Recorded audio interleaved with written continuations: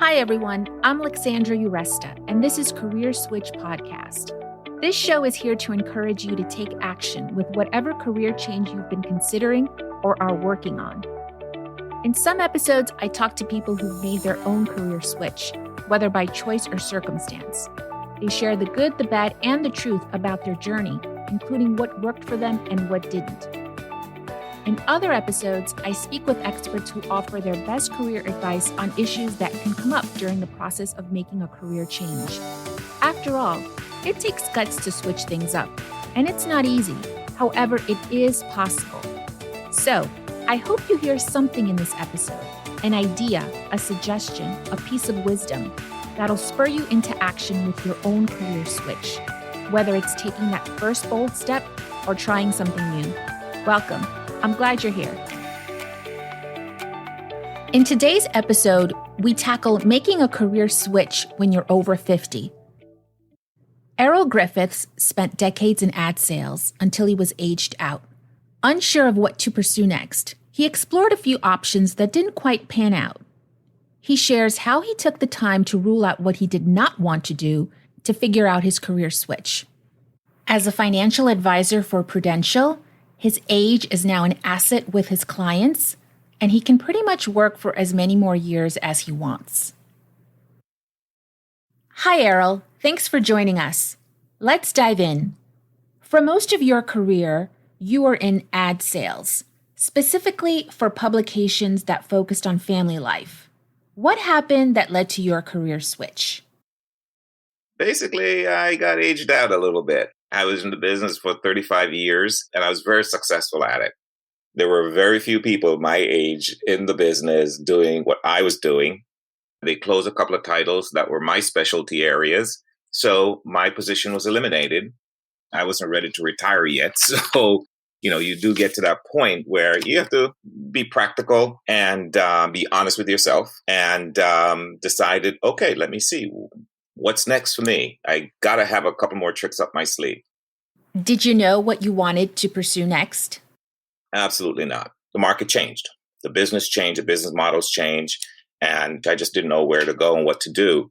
It's hard when you're making a certain amount of money to just simply walk away and do nothing. So when the time came, my comment to everybody is always, when you get to the fork in the road, take it. Got the fork in the road. And I started looking to see what I wanted to do and tried to figure out what did I like doing, what was the best thing about what I did, and then start looking at industries where my skill set could translate. Did you turn to any resources such as career seminars or career coaching specifically for career changers over 50? No, not specifically. AARP had a number of seminars that I had listened to, but the research was more to determine that what I was thinking and what I was seeing was actually real, as opposed to provide me with a roadmap to something else. And I, as a salesperson, I'm always out there hunting, so to speak. So hunting for a job, I knew that I would have to do it on my own. So how did you go about figuring out what you wanted to do?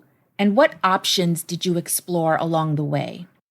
I talked just about to everybody that I knew, not about a job, but about what they were doing, how they were feeling about what they were doing, how long they think they were going to be doing this. And they provide different kinds of insights. And at the end of the day, I ruled out more things than I wanted to pursue. So after you rule out all the things that you absolutely don't want to do, there are a finite number of things that you can focus on. And then you focus on that and you think, well, what do I bring to the party? How can I make myself so useful that you guys cannot walk away from me? Out of that, people had a lot of ideas. And what they couldn't do themselves, they could refer you to somebody who could. What opportunities did you try along the way? I love design. I love art. So I talked to Interior Designer, the magazine. It's a different industry. Even though it's a publishing, it's very different. And after 3 interviews, I met with one of the owners. And after that conversation, I kind of decided that, yeah, I'd love to be offered a job, but I'm not sure I really want to do this. I was not offered a position. After a couple of more tries in publishing, what did you conclude? In the end, I thought, what I wanted to do was to help people. I'm told that I'm very approachable and people easily share information with me. So I thought maybe I'd apply that skill set. And I thought about teaching. That would be very, very rewarding to me. I thought, let me look into it further. And I did. I was late to the game. Usually there's a time frame where you have to make the applications and certain things are done in order to make the next cohort. And I was late, but I was encouraged to participate and run through it from the folks at the Board of Ed. And I did it. And at the end, I was not selected. You applied 2 more times, but unfortunately were not chosen. Why do you think that is? There's definitely a preference for people who A, who have experience, or B, who are considerably younger, and they're making an investment. Okay, so I understand that. And they will be better getting a person who's going to be in the system a lot longer. But I thought that I could make a difference because I was a Black male who was a role model in my business, and I could be in the system. I thought I could really make an impact there. But that did not happen. I understand. I didn't feel bitter about it. I didn't feel that I was wasting my time. So what made you think about looking into financial advising? And then I thought, okay, the one group of people who are growing are people who are mature. People are living longer, no question. So there are going to be more and more of them. And there's going to be a need for people to work with those folks and help guide them. And that's why I chose to move in this direction away from education. So I started with insurance. Insurance is fairly straightforward. There are multiple products. How do you, as a customer, know which one you should write for you? Somebody in their 50s is a different product than what somebody in 23 I would recommend. It makes a big difference to understand the different parts of it in a simple manner, and that was appealing to me. You had to take a number of courses to get licensed. What was it like to go back to school?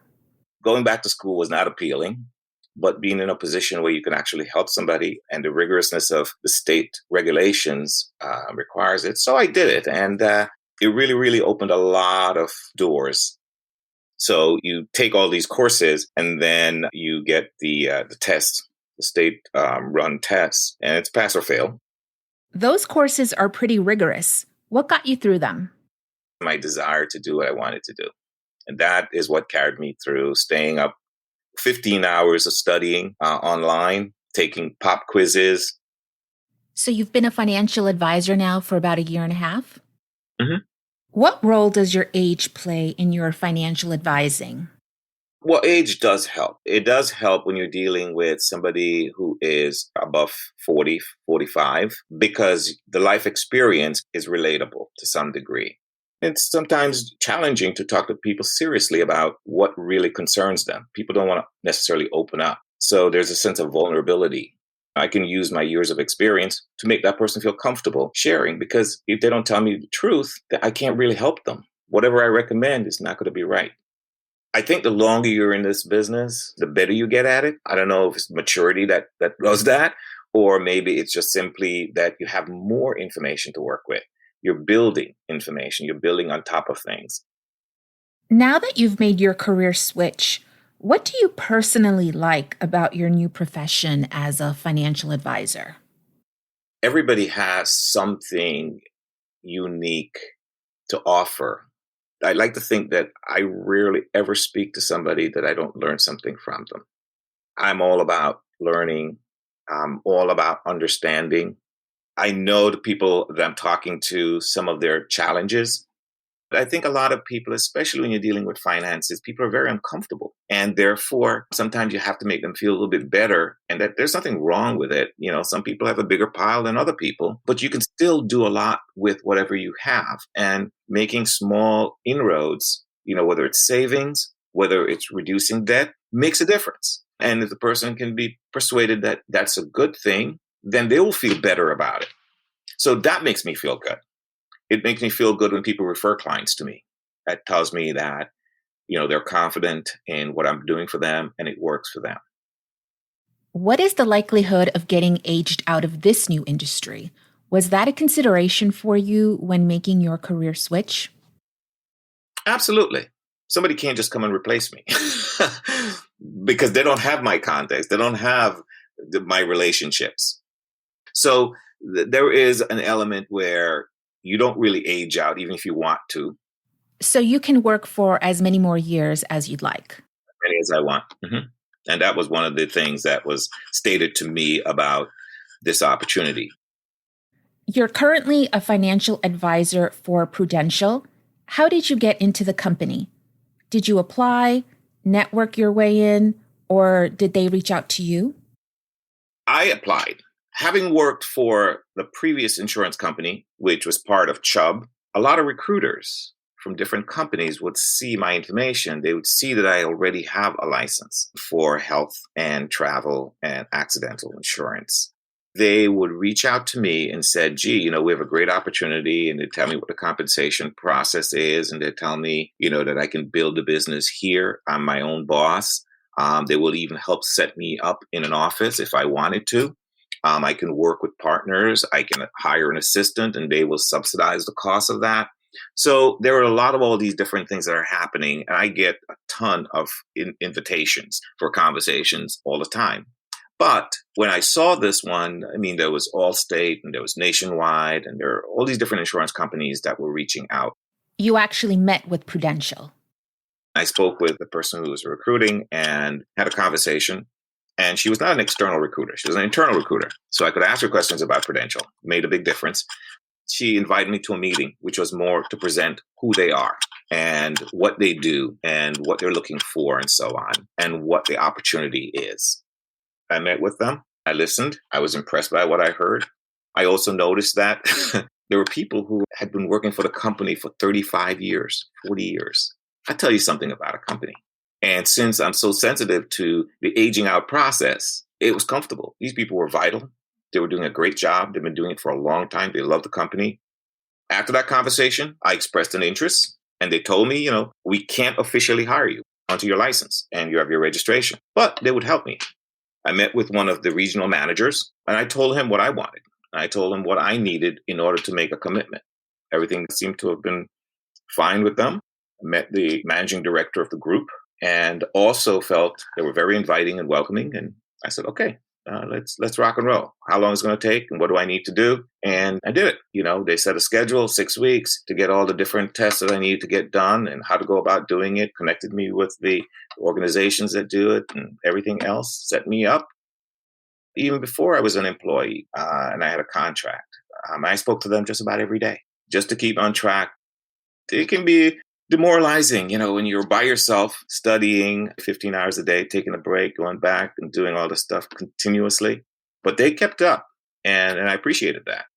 What advice do you have for our listeners who may be over 50 and are in the process of making their career switch?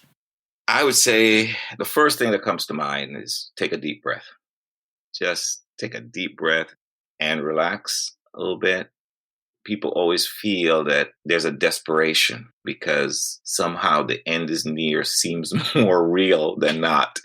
So I think that the presentation, it's less about your skills and more about your presentation. And when people say to me, I'm not sure this person's going to be a good fit, what they're saying is the unspeakable, really, is that I'm not going to be comfortable with this person, or this person is going to be too needy, or I'm going to feel like I'm talking to my grandfather. And so all of these different things come to mind. If it's not about money, you're 55 or 60 and, you've worked hard and you've built a base. So if you needed to retire, you could, but you want to maintain vitality and you want to do these things and you want to make that kind of contribution, then think about your passion. Think about what you enjoy, what you love best about your last 2 jobs, and then focus on a role that does that. Somehow you'll figure a way to make money doing that. It's not waiting, it's moving. Keep moving. A shark never sleeps. It just keeps moving. And more often than not, you're going to find something that you would not even imagine was there.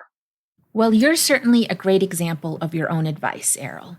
It's been an interesting exploration of my journey and my odyssey.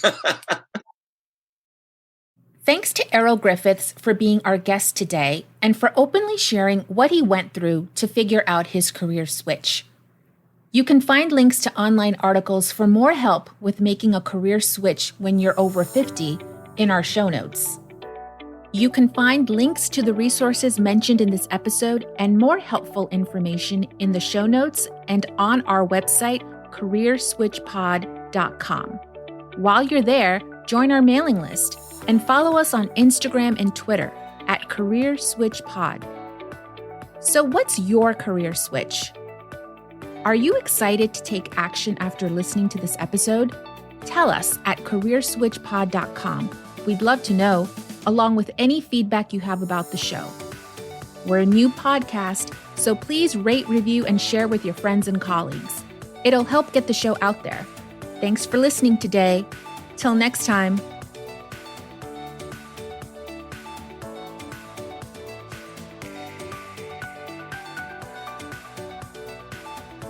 The music heard on this podcast is by Tim Moore from Pixabay.